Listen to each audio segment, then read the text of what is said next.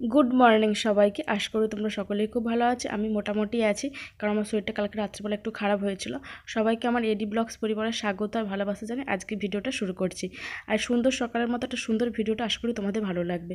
তো দেখো, আমি সকালবেলা চলে এসেছি, বিছানাপত্র গুছিয়ে এখন ছাদে জামাকাপড়গুলো মেলে দিয়েছি। জামাকাপড়গুলো কালকে পরে গিয়েছিলাম, তো ধোবো না, তাই জন্য হালকা বেশি তো কিছু করি, নোংরাপত্র হয়নি, তাই জন্য হালকা রোদের মধ্যেই দিয়ে দিচ্ছি, দিয়ে তারপর আলমারিতে তুলে দেবো।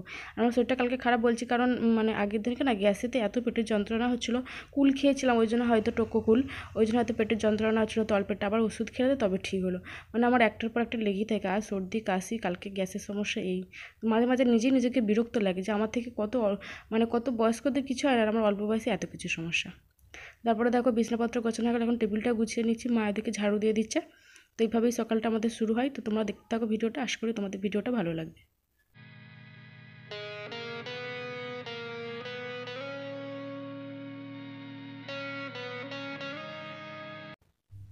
এখন দেখো, আমার ননদ এসেছে, আমাদের সামনে ননদের বাড়ি, একই পাড়ায় আমাদের বাড়ি, 4-5টা বাড়ির পরে। তো আমি আমার বড় ননদেরটাকে আমি বড়দি বলি, আর সম্পর্কেও বড় আর বয়সেও অনেকটাই বড়, তাই জন্য বড়দি বলি। তো উনিদের ওখানে কল খারাপ হয়ে গেছে, তাই জন্য যেখানে এসেছে বোতল নিয়ে জল ভরতে। তো ওই যে আমি বোতলগুলো এখন ভরে দিচ্ছি।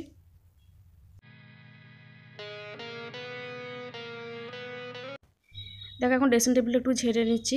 আমি তো এরকম রোজই করি, যারা আমার ব্লগ দেখো তারা তো জানোই যে আমি এরকম প্রায়ই করি। আর যেদিনকে একদমই হাতে টাইম থাকে না, অনেকটা বেলা হয়ে যায় ঘুম থেকে উঠতে, বা শরীরটা সায় দেয় না, বা মন থেকে ইচ্ছে জানে যে আজকে ভালো লাগছে, এক একদিন ওইরকম তো হয় আমাদের, চারিদিকে যেন কাজ করার সেরকম ইচ্ছে থাকে না এক একদিন। আমার তো হয়, তোমাদের কারো হয় কিনা অবশ্যই কমেন্ট করে বলবে।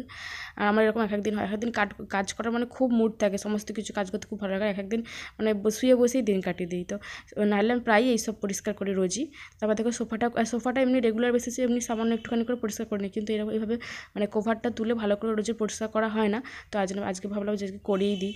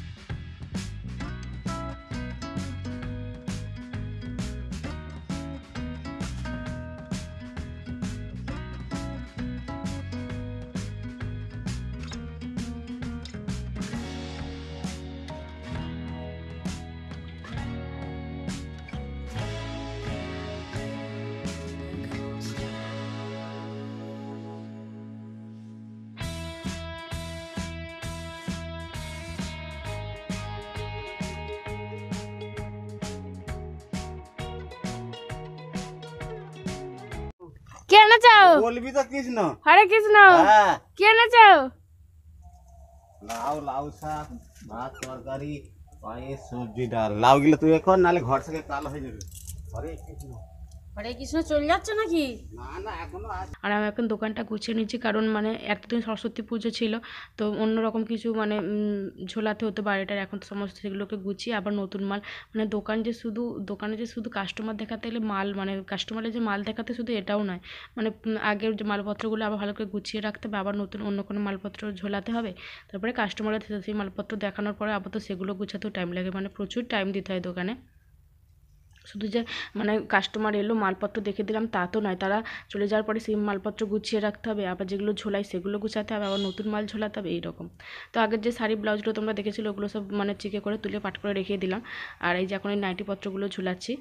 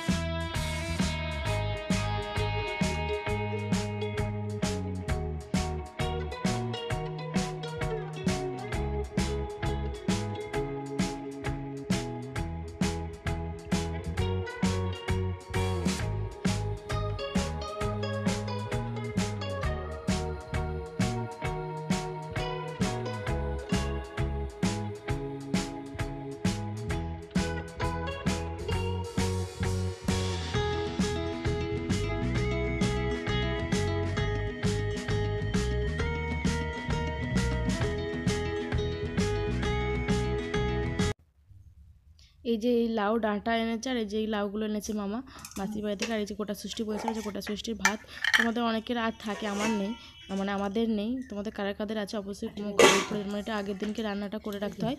এই যে সবজি, পায়েস, ভাজা, পান্তা ভাত, আর পরের দিনকে মধু কাঁচা টকো কুল, এখানে রান্নার সরঞ্জাম।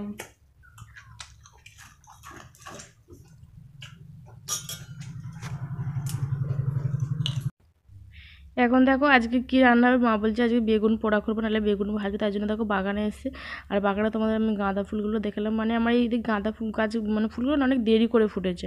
লাগানোও যে খুব তাড়াতাড়ি হয়েছে তাও না, লাগানো একটু দেরি করে হয়েছে। আর ফুলও দেখো এখন তো প্রায় ঠান্ডা অনেক কমে গিয়েছে, এখন ফুল ফুটছে। আর দেখো এই একটা বেগুন হয়েছে। আর এই বেগুনের জাতগুলো আলাদা, মানে এখানটায় জাতগুলো আলাদা, আর সেই ঘরের পেছনে বেগুনের জাতগুলো আলাদা।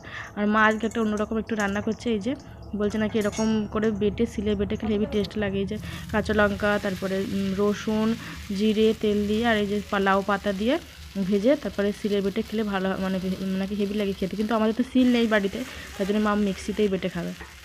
যেরকম করে পুরো ভাজা ভাজা করে নিতে হবে,